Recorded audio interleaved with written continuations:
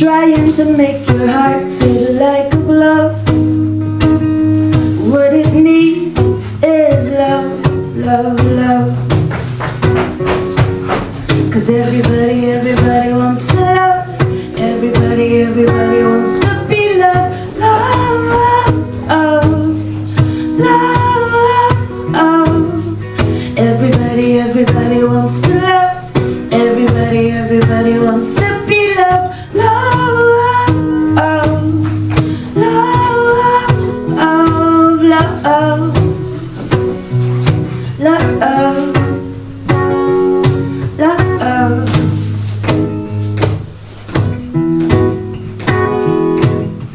Happy is the heart that still feels pain.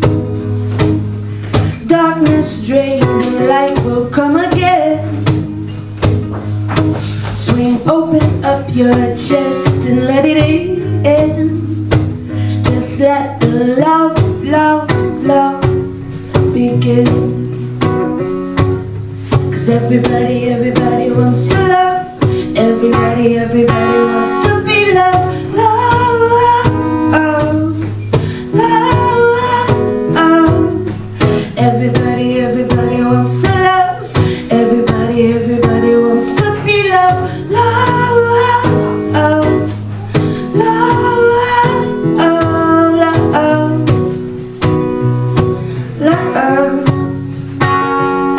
love, love.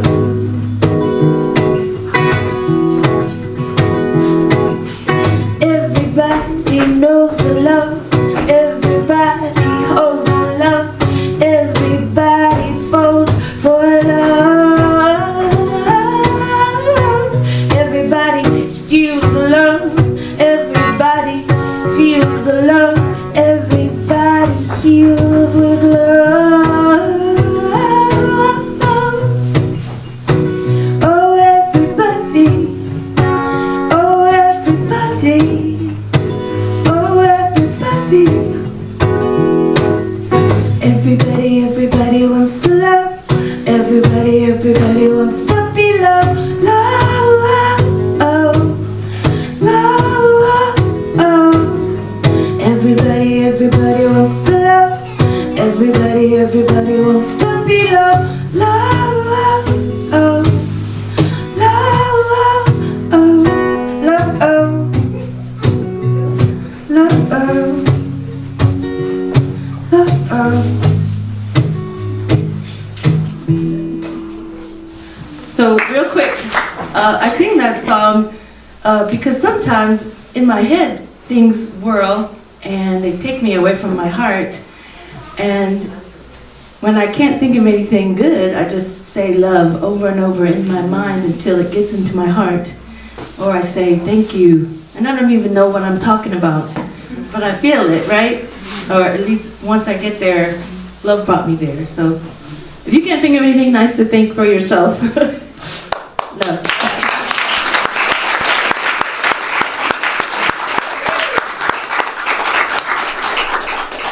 So last week I mentioned that I thought that the Spiritual Soul Center, you know, this is a place to drop into the eye of the storm. Like, this is a place to, you know the storm is out there and know that there's chaos and know that there's these things going on, but this is a chance to drop into the eye and to be here to know, so that we can prepare for being in the storm, so we can prepare for that, because this is kind of like the refueling stop, right? That you can't keep going and going and going. There's a time to stop and refuel. And so that's the way I'm feeling about Spiritual Soul Center. I had to find for my own self, I had to find a way to be able to come here and not feel like I was ignoring everything that's going on, because it's affecting me deeply, as it is a lot of people. And so I'm not about ignoring it. I'm saying this is the eye. This is a chance that we have to be together and to prepare for that storm, right? To prepare for that storm. So I want to take a look, and when we do that, I've guided us in what I do. We look within ourselves, right? That's the other eye of the storm. Is like we look in. We don't look out. We look inward. I talked a little bit about that last week. But I've been using some of the wisdom out of the book, The Pivot Year by Brianna Wiest. And I want to talk a little bit about this day, day 308. She starts off this section, this day, that says, do not remain loyal to your negativity. Do not remain loyal. Not the negativity you have about what's happening outside of yourself, but the negativity you have toward yourself. Do not remain loyal to the judgments that you have toward yourself. Do not remain loyal to all the judgments you cast and all of the not enoughs and shoulda dones and all the things that we tend to think of first off when we think of ourselves, or maybe too often. Do not remain loyal to your negativity toward yourself.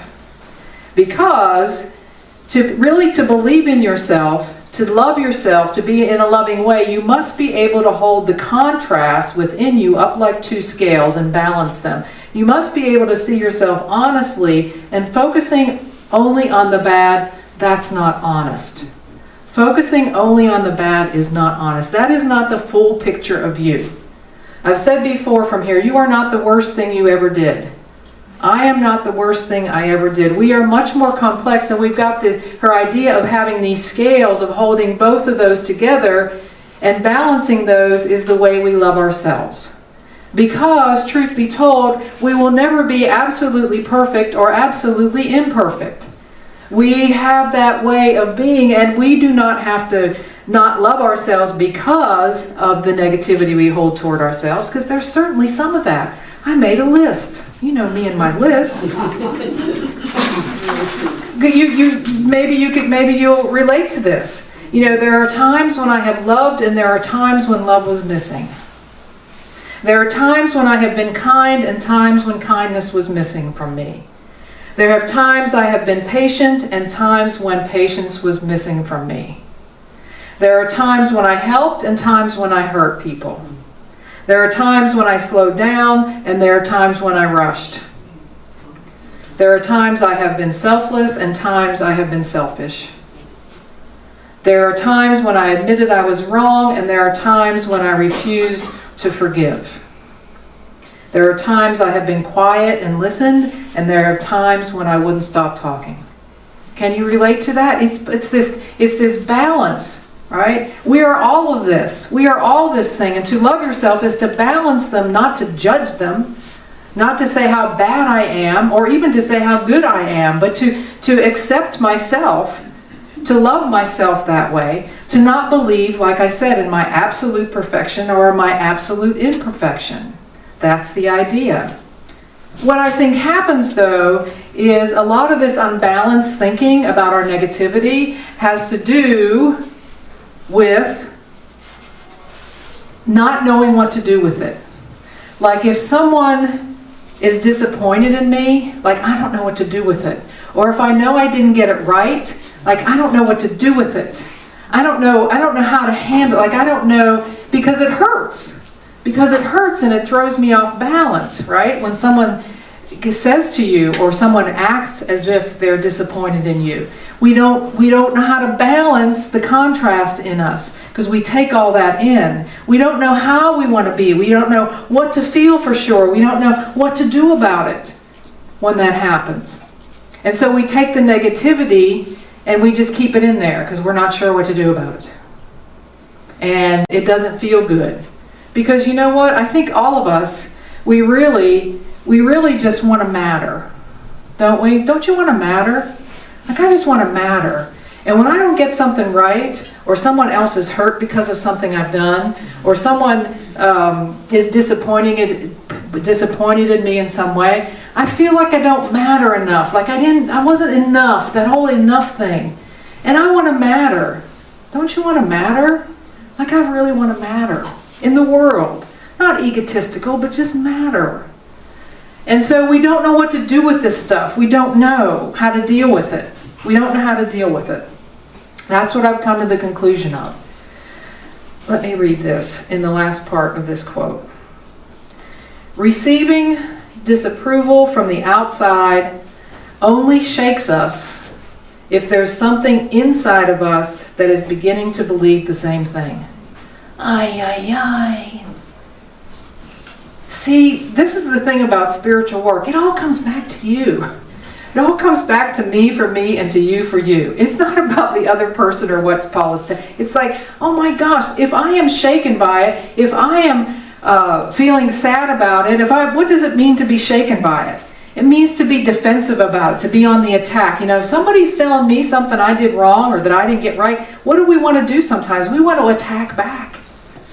Right? We want to defend ourselves. We want to make it right. Well, let me just explain to you, I really didn't, we want to do that sort of thing. Because it hurts. Because it hurts. Because we feel like we're taken advantage of. We don't know what to do with that disappointment from others when we're called out. You like to be called out in public? Ay, ay, ay. Not really, huh? Not really. I'll tell you what, the work of minister puts me square in the middle of that. There's always someone who's disappointed in me. Always. There's always someone who doesn't like what I said, who doesn't like that I didn't advertise their particular thing soon enough, didn't put it on the bulletin board, didn't word it right, that I had somebody else got a better deal about something. Always. Ministry has taught that to me over and over and over again. And there are people who love me to death. There are both. You see the balance of it? To hold both of them? To hold both of them? But ministry has taught me that. But it hasn't only happened here at Spiritual Soul Center, the work of the ministry. Of always falling short in someone's eyes. If you're a parent, maybe your teenagers feel that way about you. You never get it right, Mom. You never get it right. Maybe. I don't know. I'm not a parent. All right? But I can imagine that. Like, no matter what you do, they're not, no, it's not. But it also happens outside of Spiritual Soul Center for me.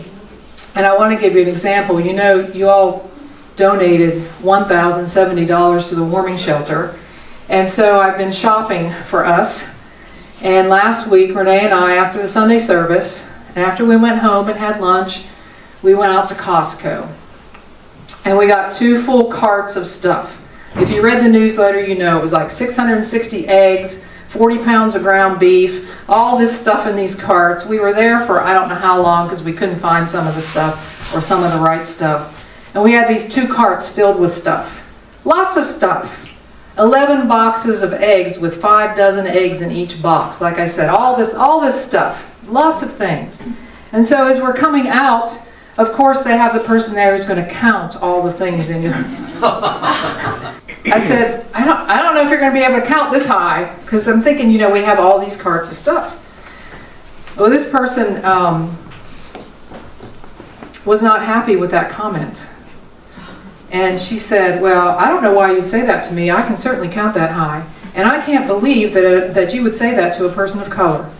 That is just ridiculous. And she started going and going and going and going. And she was still going as she was checking the next person out, and Renee and I were rolling the carts out the door. I was shocked. I was stunned. For a moment, Renee and I looked at each other and went, whoa, like what was that about? It certainly was not received with the intention with which I gave it. And yet it was received that way. So, what is to come of that? Am I to say to myself, Paul, well, you must be a damn racist? Well, certainly that was not the case. Certainly that was not. But it did cause me to pause and wonder to myself. What it didn't cause me to do was to go back up in there and let her know and show her that certainly that was not what I intended, and let me try to smooth things over and make everything okay. That was not the response. The response was simply to check in with myself to see where I was with that comment. You see the difference? Thank goodness I've come at least that far in my spiritual journey to not have to do that.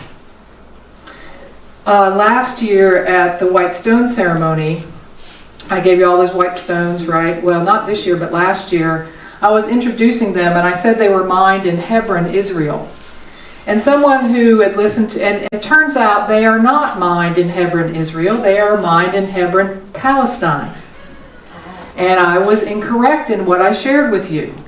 Someone listened to the thing on Facebook and wrote me a blistering, scathing email about my comment that Hebron was in Israel, and asked to be removed from every piece of correspondence with Spiritual Soul Center. I made a mistake. I didn't do it with the intention of disregarding Palestinians or their lands. I was in error. I made an error. And this year you did not hear that Hebron was in Israel because I learned that that's the truth. And I made a mistake. I made a mistake. That's what happened. I have to say, you know, those things, well, they really didn't shake me. Well, yes, they did for a minute. Yes, they did for a minute. But because they caused me to pause and go inside and search my heart and my soul without having to think I had to fix what anybody else thought about what they heard about what I said. You see what I'm saying? That kind of thing. To balance it. To balance in me this contrast of getting it right sometime, disappointing people, coming across this way with the heart of me. And maybe there is sometimes when things happen here, there is an adjustment that is necessary for me, or an adjustment that I want to make. Sometimes Renee gives me a zinger after we go home. I'm like, you know what? I need to think about that one. No. I want to think about that one, because that's not what I want to be, or that's not who I want to be. You see, but it's not about going to the person and defending myself. It's about going in me and deciding in me what that's about. And not to be shaken by it, not to be devastated by it, not to hold it inside of me, not to blame that person. Well, that person at Costco, she this and she that, and she must. Well, why would I do that? That's not useful to me. Why do I want to write a note to this, you know the email that I wrote back to this person who talked about Hebron and Palestine? I wrote back and I said, I'm sorry I got that wrong. I'll remove you from our correspondence. That's it. That's it. That's the best that I could do. That's the best that I could do. I got it wrong. I got it wrong. And when you get it wrong, when you're up here and you're telling, you got it wrong. I mean, you just got it wrong. I got it wrong. So I check in with myself. And I realize too, here's another thing, that other people's discomfort is always not my fault. The discomfort that other people have is not always my fault. We all come to life with our package, whatever is in it. And it's not always my fault. I have some empathy for that Costco checker gal. Who knows what she went through that day. What a job. Counting stuff in carts as people, who knows how she's treated? Who knows who the person before or after, how they treated her? Who knows what's going on in her home life? I know nothing. I know nothing of that. To blame her for that because I meant it differently, that's crazy to me. That's crazy to me. So I've spent some time with personal growth. I think you have too. And these barbs, they still hurt. It still hurts when people say things that I know that I disappointed them or that I hurt them. But people say really nice things too. And David Malik, who cleans the sanctuary here and the building on Saturday nights, he leaves me love notes on the table here when I come in. He goes on, and he's been inviting somebody to clean with him on Saturday nights as well. And so he's been inviting that person to write me a note as well. And that person who I don't know. The first note I got was, Dear human, I've never met. Dear human, I've never met. Every moment you are alive makes a difference. Keep breathing. I love you. Here's another. These two are from the same person. Lexi. Paula, thank you. I don't know who Lexi is. Is Lexi here? Yeah. Thank you for being you. You are killing it out here. Proud of you. Keep up the good work. I've only heard great things. And then this past week, this morning, I got this note. Paula, thank you for doing a great job at this thing called life. Wow. Yes. Balancing the contrasts. Balancing. Not absolutely perfect and not absolutely imperfect. It's all of it. Oh, it's nice to get that. And I got called out in the Costco checkout line, and I got called out on the Hebron, Israel, which is Hebron, Palestine. It's Hebron, Palestine, everybody who's listening, or who will listen. So here's what I decided with this introspection. I do my best as a minister, and I don't always get it right. My comment to the Costco checker was not racist in any way. It was met with lightheartedness regarding our full and overflowing carts. My error regarding Hebron was just that. It was an error. It was not meant to judge or demean Palestinians in any way. I made a mistake. Did I learn from this stuff? Yes. I learned from this stuff, and I continue to learn from this stuff, and I continue to be aware of it, but I don't need to be disproportionately focused on the negative things about me. I don't need to do that. It's unnecessary. It's the balance thing, not judging it, but to have the balance in the contrast of me. That's what I think. And to not treat my own discomfort as the enemy. To not treat my discomfort as an enemy. Maybe that discomfort is there for me. Maybe that was a little, light about something. Something to know better about me, to more about me. Like, just pay attention. And if I don't get into the judgment of myself, I have an opportunity to let it be something more. So as we go into meditation this morning, I want to read this poem by John Rodell. And he wrote this poem about failure, but I'm going to substitute the word disappointment in here. Okay? Come on up. So I invite you to take a deep breath and close your eyes.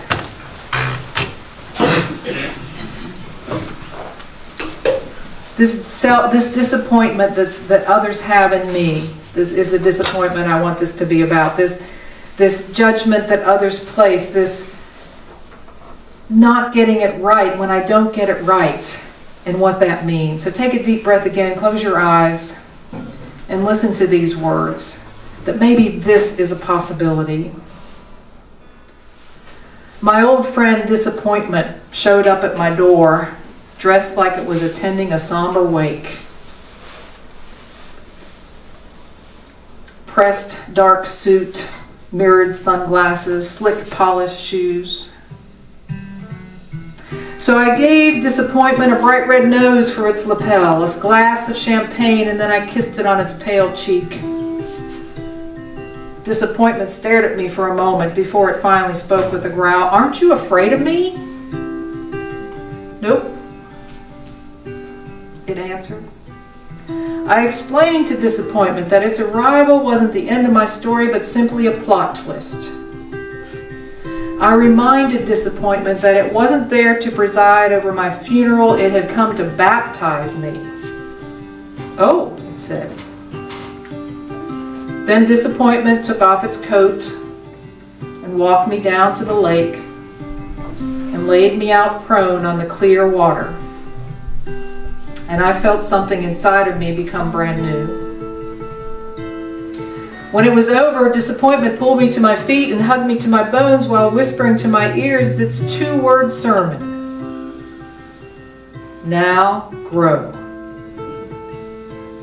We said our goodbyes, knowing that we'd see each other again soon. I left Disappointment in that lake and sat by the shore until I watched it become a white swan. And as we walked home, I thanked God for our unlikely friendship,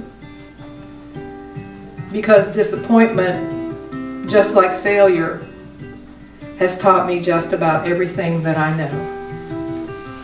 Deep breath in, deep breath out for just a few moments.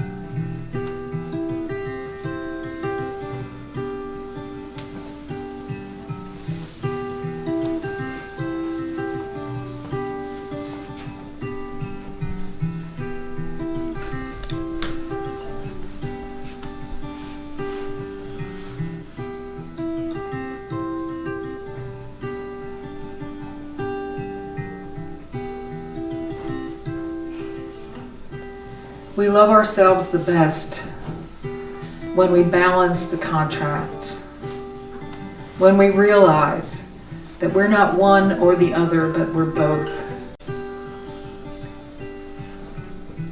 It's the one thing we have in common as humans. We don't live in absolute perfection or absolute imperfection. And we live our best when we don't judge ourselves, but we simply balance the truth. I think the great teaching by Jesus that says, love others as you love yourself, is appropriate for this moment. The greater ways that we can accept and balance our contrasts, the better that we can see others as whole and loving as well. Because it's hard sometimes. But that's our work. To love ourselves, our whole self, with honesty, with loving kindness. You can do it, and so can I. Just practice, practice, practice. Amen. May I be filled with loving kindness. May I be well. May I be peaceful and at ease. May I be happy. May all beings be filled with loving kindness. May all be well. May all be peaceful and at ease. May all be happy. And so be it. Amen.